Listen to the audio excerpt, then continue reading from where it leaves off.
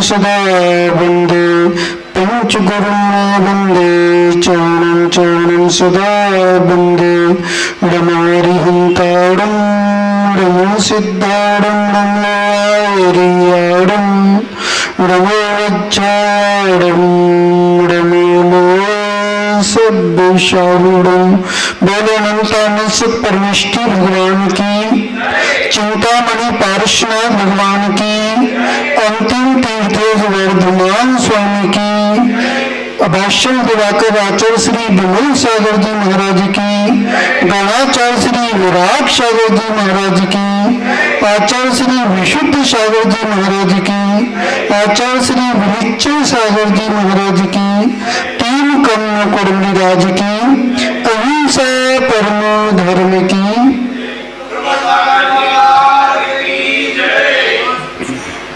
भव्य आत्मा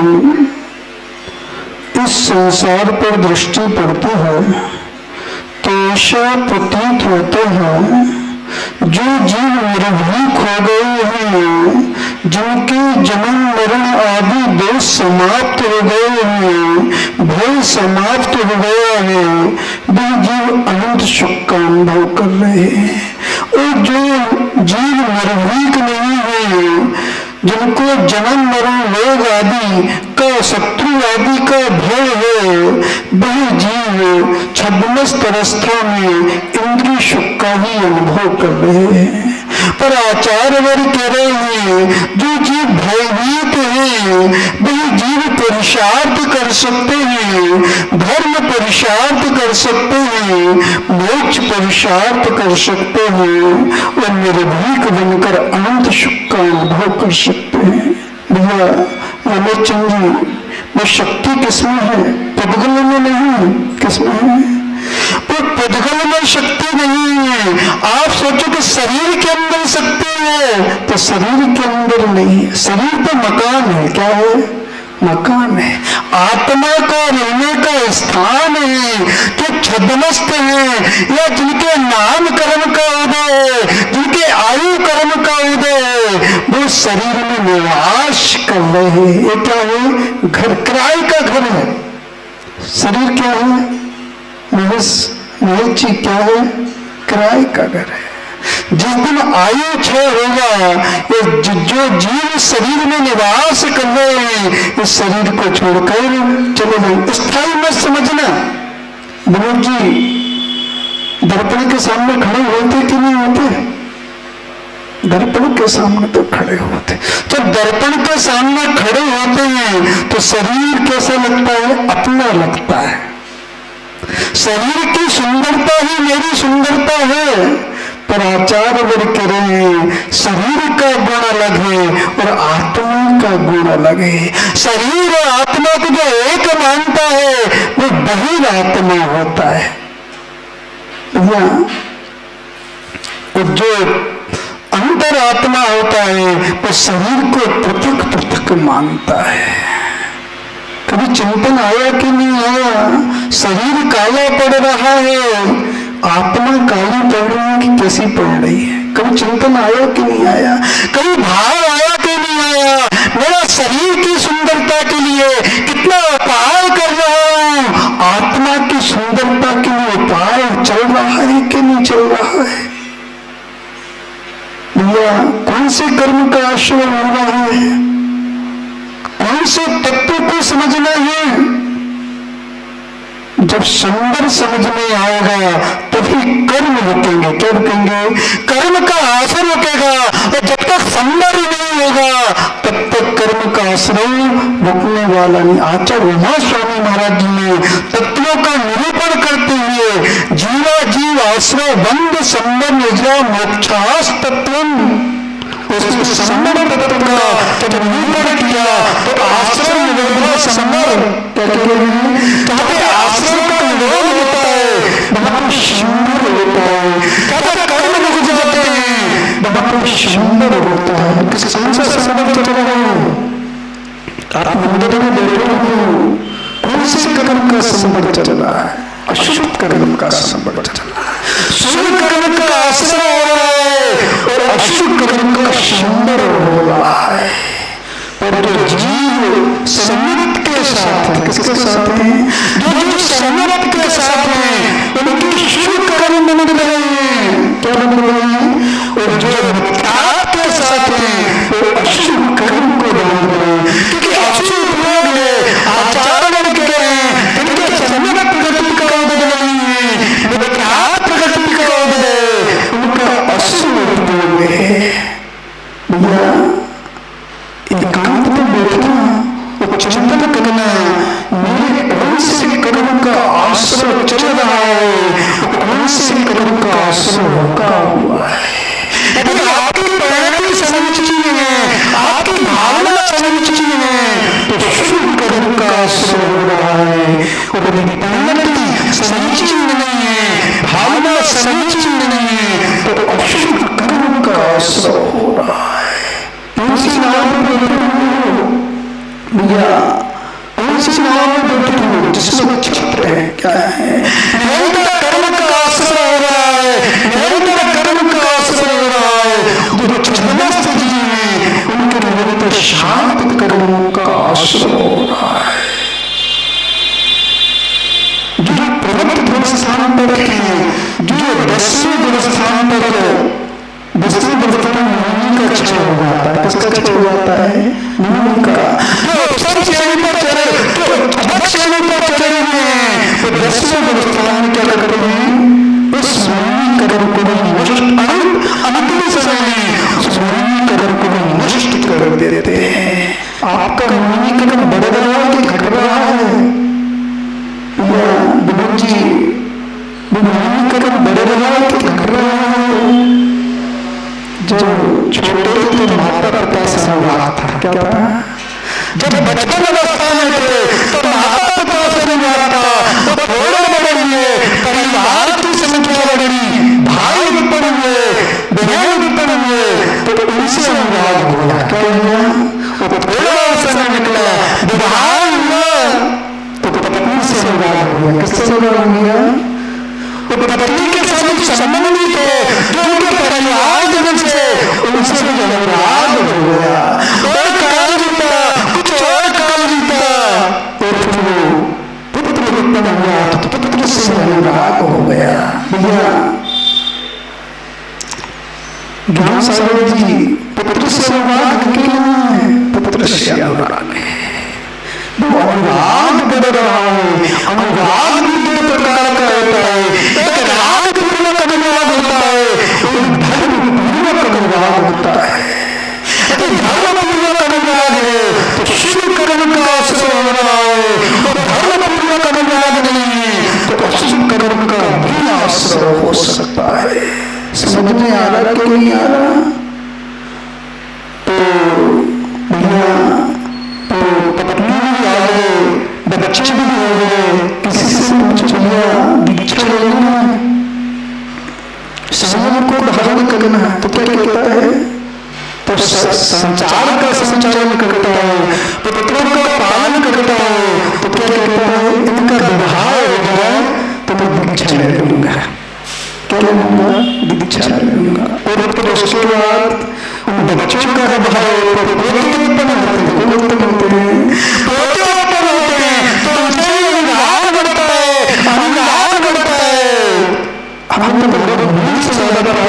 ब्याज प्यारा है।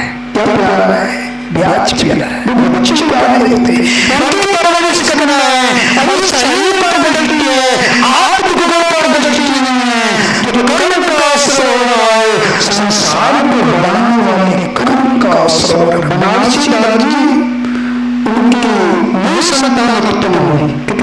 संतान उत्पन्न हुई, संतान उत्पन्न हुई।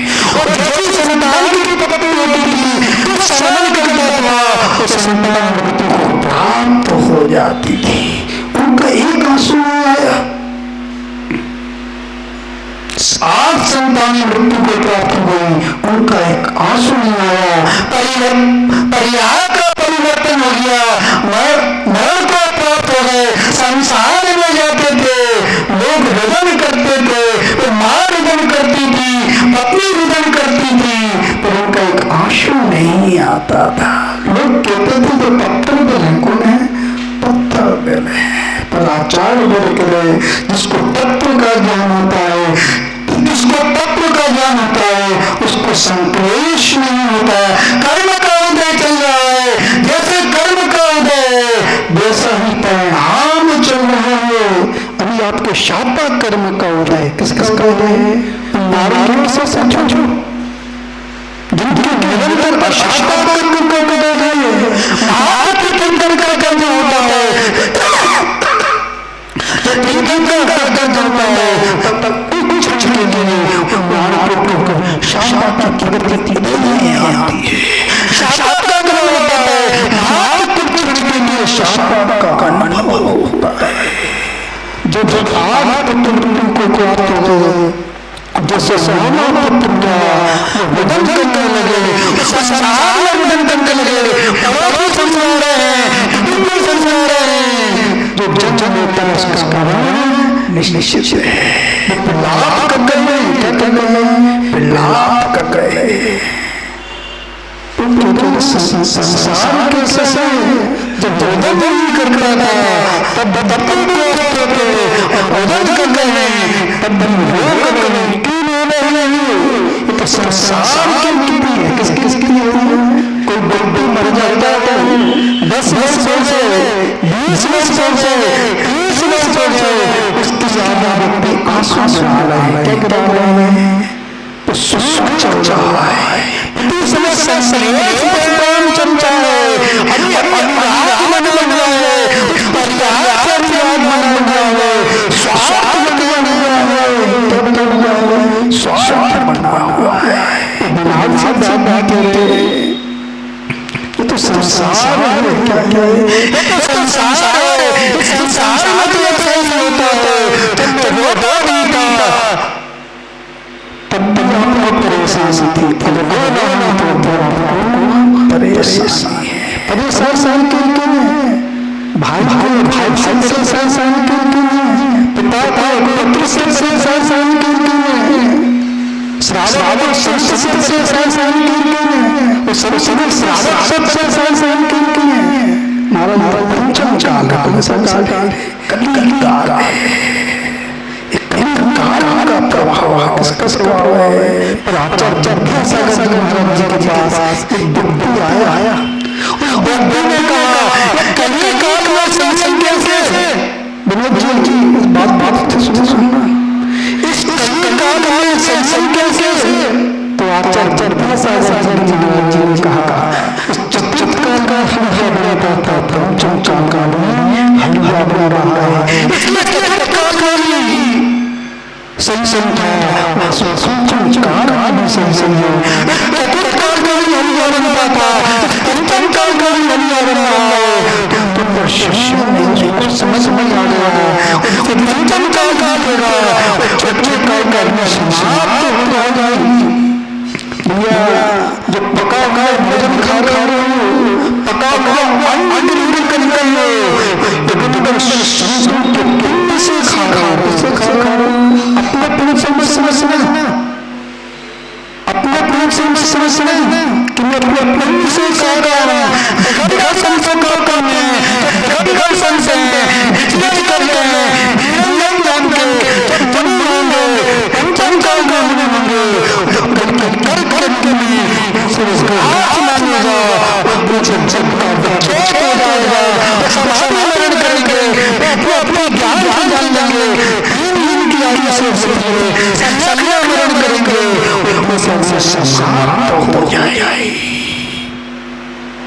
समझ आ रहा क्या नहीं आ रहा?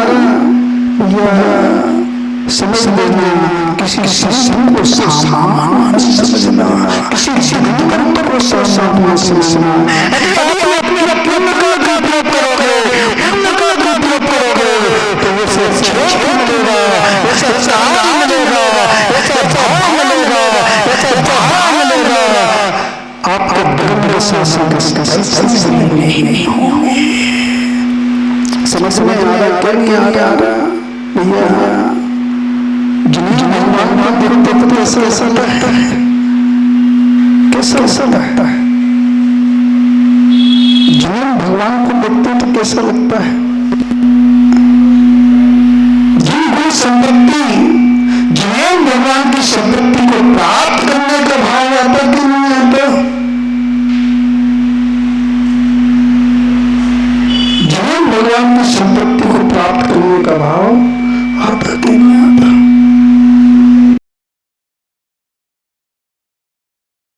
आराधना करना सही है, आपकी भक्ति करना सही है, और आप उनकी भक्ति करोगे तो पुण्य का आश्रय होगा। एक बार यदि कोई भाव सही प्रदर्शन कर ले, अंतर्नियत में जो अनादि से जो कर्म बना हुआ है, वो त्याग प्रगति है, अनंतानंदी उसका जो उपशम करता है, सात प्रगति को उपशम करता है, अनादि मिथ्या दृष्टि सम्मत को प्राप्त कर लेता है। किसको प्राप्त कर लेता है? सम्मत को प्राप्त कर लेता है। यह सम्मत रत्न है। क्या है? रत्न है। कांच के रत्न को तो खरीदा जा सकता है, पैसे से हीरे को तो खरीदा जा सकता है, रत्न को तो खरीदा जा सकता है, पर पैसे से रत्न को खरीदा नहीं जा सकता।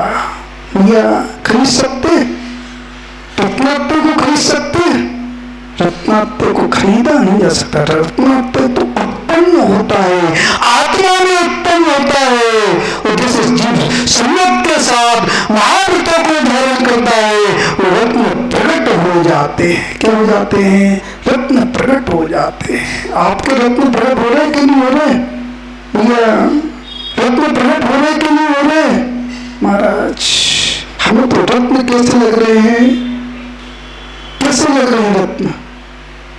उल्लू होता है, उल्लू सूरज के प्रकाश को देखता है तो आंखें बंद कर लेता है। इसी प्रकार रत्नात्य को आचार्य वर्ग रहे हैं, जो मोही जीव होते हैं, जो मोही जीव होते हैं, उन्हें रत्नात्य अच्छा नहीं लगता। कितने परिवार बदल लिए, कितने घरों को बदल लिया, कितने वस्त्रों को बदल लिया, कितने संबंधियों को बदल लिया, कितनी पर्यायों को बदल लिया। तो भरत चक्रवर्ती उस विश्वाचल पर्वत पर पहुंचा, वहां की दशा को देखा, वहां की स्थिति को देखा, उसको वैराग उत्पन्न हो गया। कितनी पर्यायें नष्ट हो गई। इस नाम लिखने के लिए, इस संपत्ति की प्राप्त करने के लिए मैंने कितनों का दिल दुखाया, कितनी हिंसा की है, उसको भक्ति आ गई। ये स्थायी नहीं है। क्या ये नाम स्थायी नहीं है? कोई पद स्थायी नहीं है, कोई पद स्थायी नहीं है, पर शुद्धों का पद स्थायी है। तो शुद्ध परमेश्वरी का पद है, तो स्थायी पद है, शाश्वत पद है। कौन सा पद पाना है? महाराज खोल लगी हुई है, पदों की खोल लगी हुई है। किसकी खोल लगी हुई है? अब तो जैन समाज में चुनाव होते हैं, क्या होते हैं? पहले चुनाव नहीं होते थे, पहले तो सार्वजनिक व्यक्ति इकट्ठे होते थे, उसको चुनते थे, उसको वो मना करता था, मैं पद पर स्थापित नहीं होना चाहता, पर लोग समाज वाले निवेदन करते थे, उसको अध्यक्ष बनाया जाता था, वो मंत्री बनाया जाता था।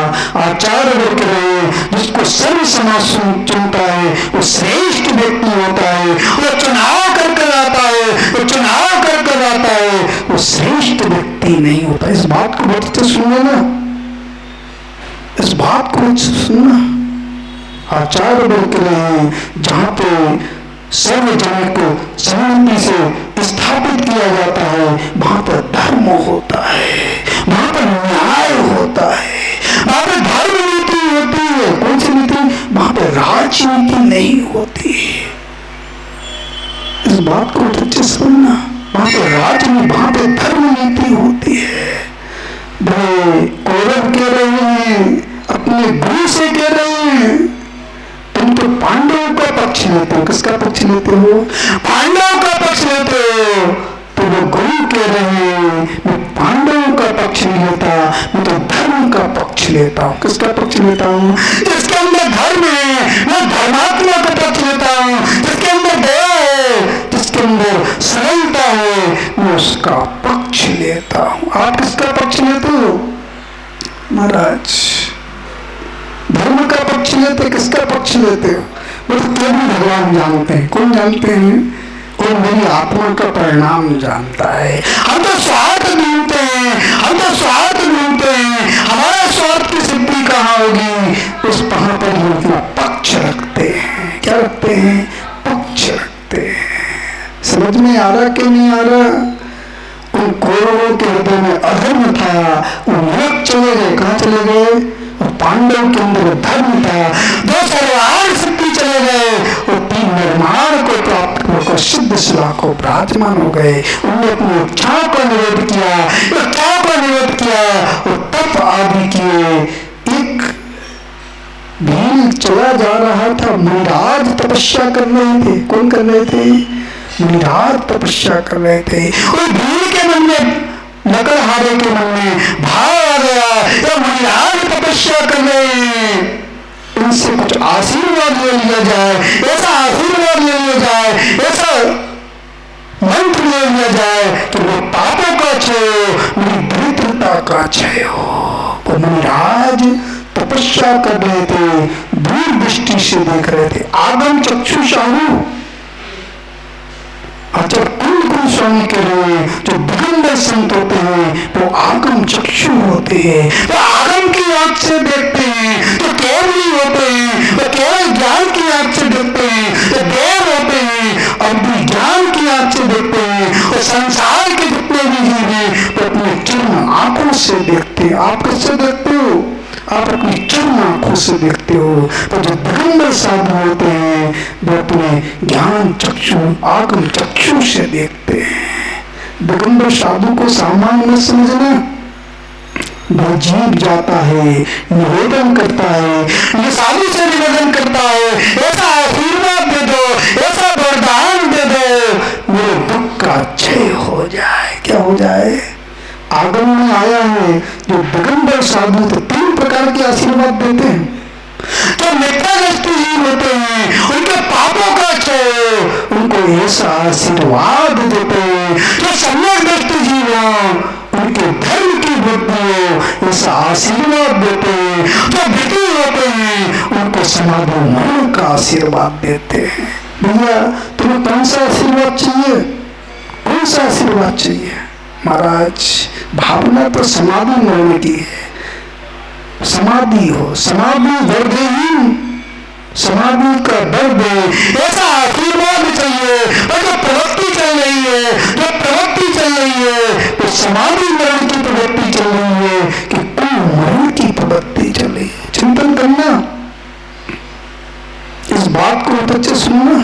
अभी किसी के प्राण मंदिर में भी निकल रहे हो और संकेत परिणाम हो जाए, इंद्रिय विषय की वांछा उत्पन्न हो जाए, तो कोई मरण हो जाएगा। और कोई व्यक्ति अस्पताल में भी पड़ा हुआ हो, अस्पताल में भी पड़ा हुआ हो और चारों प्रकार के हाजिर का त्याग कर ले, वो बहुत प्रत्याख्यान मरण कर ले, आचार्य बन के उसका भी सुमरण हो सकता है। महामंत्र को का जाप करते हुए, महामंत्र का स्मरण करते हुए, धर्म ध्यान करते हुए उस शरीर को छोड़ता है तो उसका सुमरण हो जाता है। समझ में आ रहा कि नहीं आ रहा? कौन सा मरण करना है? सुमरण करना है कि कुमरण करना है? यदि आपकी प्रवृत्ति सही है तो आप सुमरण की ओर बढ़ रहे हो, और प्रवृत्ति सही नहीं है तो कुमरण की ओर बढ़ रहे हो। आपकी भावना कैसी है? आपके दूसरे के प्रति भावना कैसी है?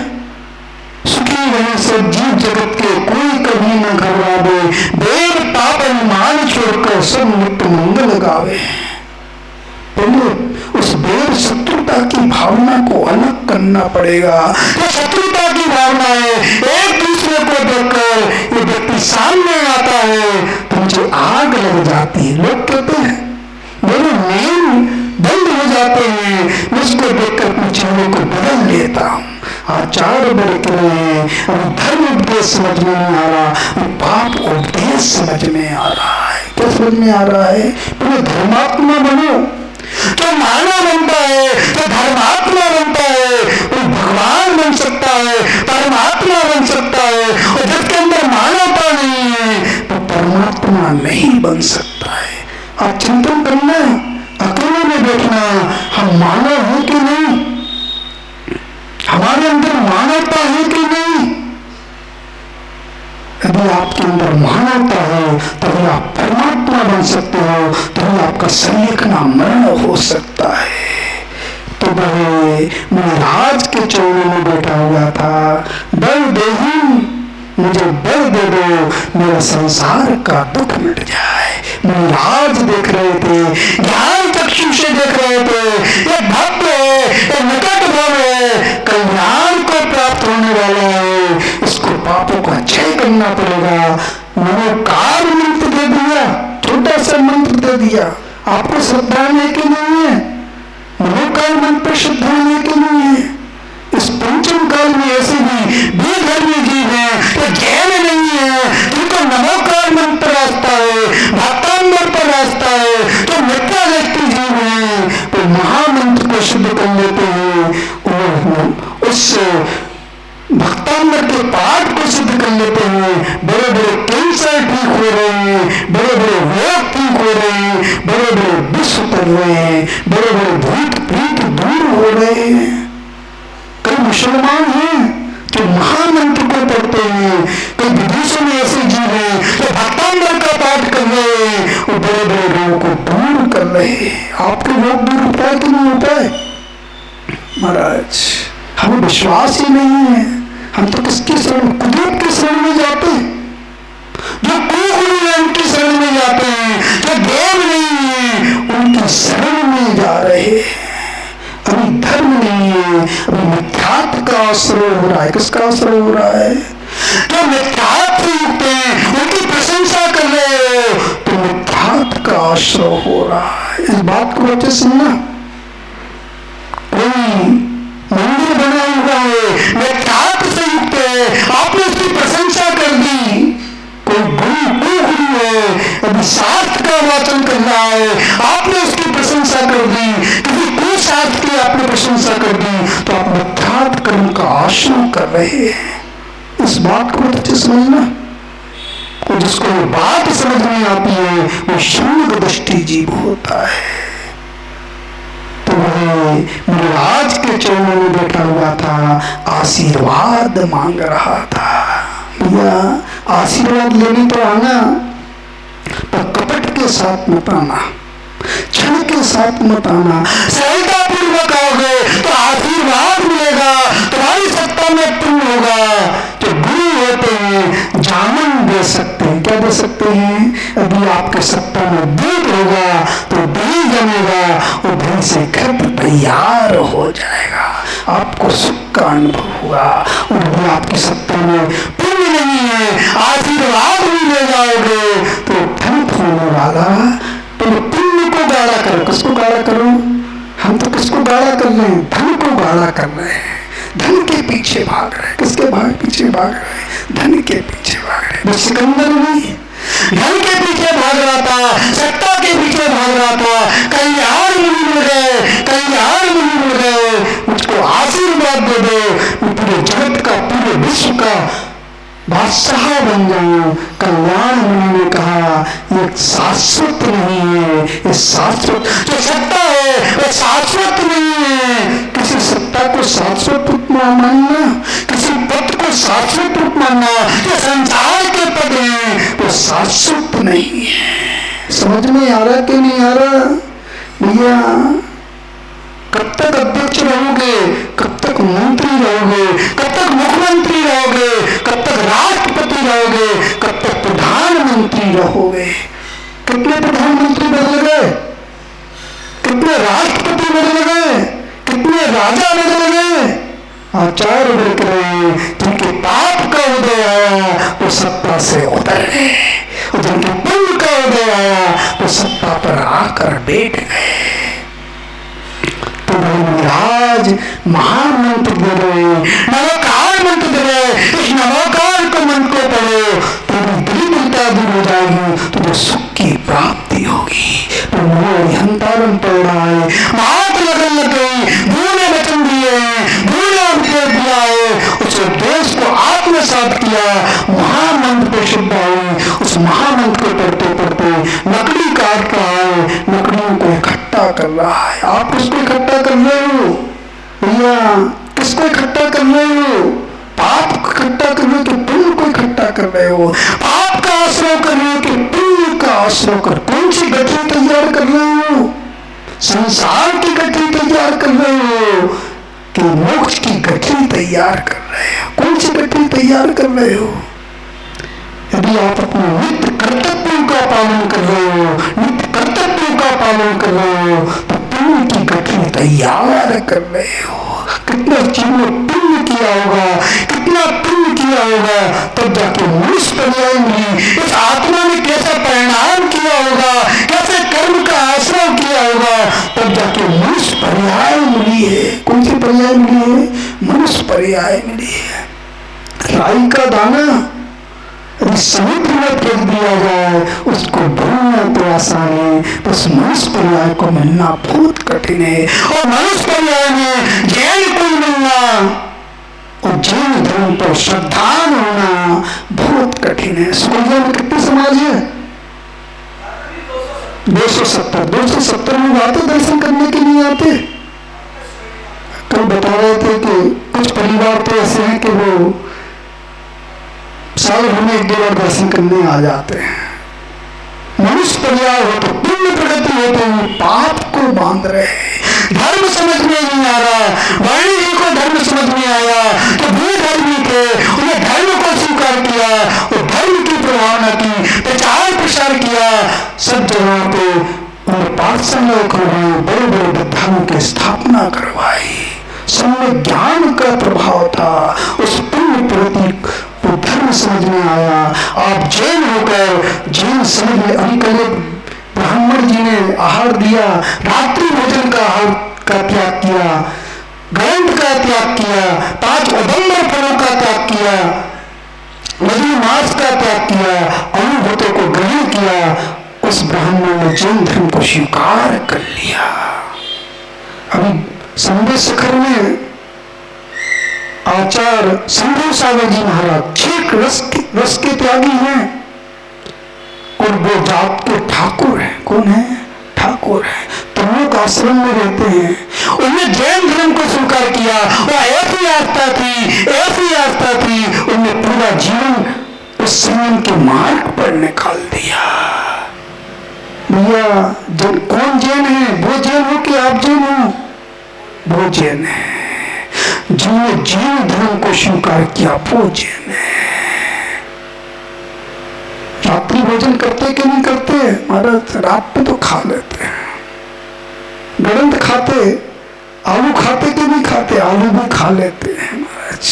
हम तो प्याज भी खाते और ब्याज भी लेते हैं। हम तो बनिया है। कौन है? बनिया है। प्याज भी खाते हैं और ब्याज भी लेते हैं। और आचार वर्ग कह रहे हैं, धर्म समझ में नहीं आ रहा, धर्म समझ में नहीं आ रहा, निरंतर पाप का आश्रय हो रहा है, निरंतर पाप का आश्रय हो रहा है। उसने मनोकार मंत्र को रखना स्वीकार कर लिया। वो लकड़ी काट रहा है, लकड़ियों को इकट्ठा कर रहा है, पुण्य का संचय कर रहा है, पुण्य का संचय कर रहा है। वो बाजार में जाता है, लकड़ी बेच रहा है, वो मनोकार मंत्र पढ़ रहा है। एक धर्मात्मा व्यक्ति एक सेठ चला आ रहा था, वो मनोकार मंत्र पढ़ रहा था। वो सेठ समझ रहा है ये तो मेरी जाति का है। कौन है? ये मेरी जाति का है। महामंत्र पढ़ रहा है, जिस पर मुझे आस्था है उसी पर इसको आस्था है। वो सेठ 2 रुपए की लकड़ी के 5 रुपए देता है। कितने रुपए देता है? और घर पर ले जाता है, भरपेट भोजन करवाता है। उसने सुना, उसने विचार किया, चिंतन किया। एक दिन मनोकार मंत्र का मैंने पाठ कर लिया, श्रद्धापूर्वक पाठ कर लिया तो वो धन दुगुना हो गया, वो भरपेट भोजन मिल गया। उसकी आस्था बढ़ गई। क्या बढ़ गई? उसकी आस्था बढ़ गई।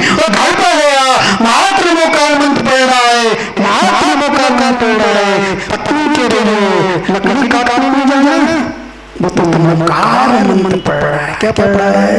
नमोकार भैया, पक्की रोटी मिल रही है, बड़ी रोटी मिल रही है, भोजन मिल रहा है, किसके बल पर मिल रहा है?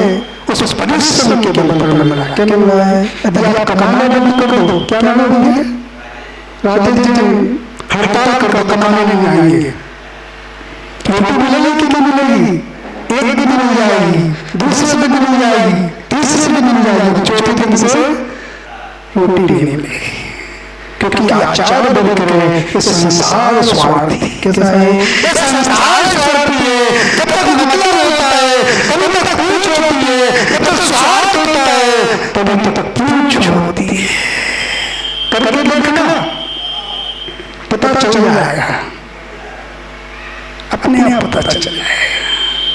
तो लकड़ी बेचते घर पर बैठा हुआ था, मंत्र बोलता था, पत्नी कह रही थी लकड़ी काटने नहीं जाना है, लकड़ी बेचने नहीं जाना है। वो महामंत्र को पढ़ना था, महामंत्र की घटना लगाया होता है। पत्नी को क्रोध आ जाता है, पत्नी को क्रोध आ जाता है, वो जल्दी लकड़ी उठाती है, उसके सिर पर मार देती है। भैया लकड़ी तोड़ने के लिए तोड़ी, लकड़ी तोड़ने के लिए तोड़ी। महाराज अब तो अंदर की बात है। किसकी बात है? अंदर की बात है। आचार बन के रहे हैं, जहाँ पर परिग्रह होता है वहाँ पर दुख नियम से होता है, दुख नियम से होता है, संकलेश नियम से होता है। जैसे लकड़ी पड़ी, अंगारे कर गए, अंगारे कर गए, उसके पुण्य के प्रभाव से अंगारा रत्न के रूप में परिवर्तित हो गए। रत्नवती का आशीर्वाद था। किसका आशीर्वाद था? रत्नवती का आशीर्वाद था। तो महामंत्र का प्रभाव था, सच्ची आत्मा का प्रभाव था, इतना निरोध था। उस आचार्य बन के आश्रम निवेदन सुंदर, उसने पाप का शमन किया, पाप का शमन किया, पुण्य की वृद्धि कर ली। किसकी वृद्धि कर ली? पुण्य की वृद्धि कर ली। उसका बाला खेल रहा था, रत्न शेर को दिखाता है, रत्न पड़े हुए हैं, इसकी कीमत दे दो, मुझे भूख लग रही है। वो शेर खेल रहा है, वो रत्न तो बड़ा ही नहीं, इसकी कोई कीमत नहीं है, मेरे पास संपत्ति नहीं है, इतना कीमती रत्न है। वो शेर जाता है, उसके आगमन रत्न का ढेर लगा देता है। भैया धर्म के पीछे भागो, धर्म के पीछे मत भागो। यदि धर्म के पीछे भागोगे तो धन अपने आप मिलेगा। धन पुण्य की राशि है, जो लक्ष्मी होती है, वेश्या के समान होती है, जिसकी सत्ता में पुण्य होता है उसकी हो जाती है। किसकी हो जाती है? उसकी हो जाती है। और जिसकी सत्ता में पुण्य होता है वो दूसरे की हो जाती है। किसके बल से खा रहे हो? पुरुषार्थ के बल से खा रहे हो, पुण्य के बल से खा रहे हो। जब पुरुषार्थ किया था, पुण्य का पुरुषार्थ किया था, वो पुण्य प्रगति का रोड चल रहा है। कभी मान मत करना भैया, भैया खुद वाला भैया, अब मान मत करना, कभी जीवन में मान मत करना। क्योंकि आचार्य बन के गए, जिन्हें अनुमान का त्याग किया वो सिद्ध बन गए, और जिन्हें अनुमान किया वो संसार में परिभ्रमण करते रहे। अनुमान मत करना, स्वाभिमान तो होना चाहिए। क्या होना चाहिए? स्वाभिमान तो होना चाहिए, पर अनुमान होना चाहिए। धर्म से संबंध होते हैं, स्वाभिमान नहीं होते हैं। भैया इस बात को अच्छे से सुनो, दिग्गज संत होते हैं वो अभिमानी स्वाभिमानी होते हैं। आप प्रयाण करना, एक नंबर रत्न की कमोगी आपके घर से लेकर आ जाएंगे। दिग्गज संत स्वाभिमानी होते हैं, अभिमानी नहीं होते। तो उसने नमोकार मंत्र का जाप किया, नमोकार मंत्र का जाप किया। उसके पुण्य के प्रभाव से अंगारा रत्न के रूप में परिवर्तित हो गए। उसकी भावना जागृत हुई, वो भावना जागृत हुई, मेरे आज के चरण में गया। अब मुझे बाहर के रत्न नहीं चाहिए, मुझे अंदर के रत्न चाहिए, अंदर के रत्न चाहिए। उसने महाबल को धारण किया, अंदर के रत्न को प्राप्त कर कर्म का क्षय कर जो सुंदर घर था, संसार का घर था, उस संसार का कहे समाप्त हो गया। उन्होंने भी गया, केवल ज्ञान प्रकट हो गया। जहाँ पर केवल ज्ञान होता है वहाँ पर निर्णय अवस्था होती है, वहाँ पर अनंत सुख होता है, अनंत ज्ञान होता है, अनंत दर्शन होता है, अनंत भेद होता है, अनंत चतुष्टय प्रकट हो जाता है। और जहाँ पे अनंत चतुष्टय होता है वो पर्याय सार्थक होती है। अंत में भावना भाते हैं, आप धर्म के मूल को समझे, धर्म की प्रतिक्रिया को समझे, धर्म के कार्य को समझे। जब तक धर्म का भाव नहीं होगा, न धर्म की प्रतिक्रिया होगी, न धर्म की क्रिया होगी। और जहाँ पर धर्म की क्रिया नहीं है, धर्म का भाव नहीं है, वहाँ पर नर पशु के समान है। और जहाँ पे धर्म की क्रिया है, आचार्य वर्ग करें जो मानव धर्म की क्रिया करते हैं, धर्म का संपादन करते हैं, धर्म का भाव होता है, वो मनुष्य तो देवों के तुल्य होते हैं। जब देवों के तुल्य होते हैं, आचार्य वर्ग करें जहाँ पे शमंत गुण होता है, वहाँ जीव अपने चारों भूमि का क्षय करते हुए निर्माण को प्राप्त करता है और बनकर अपने कर्मों का क्षय करता है। ओम नमः शिवाय।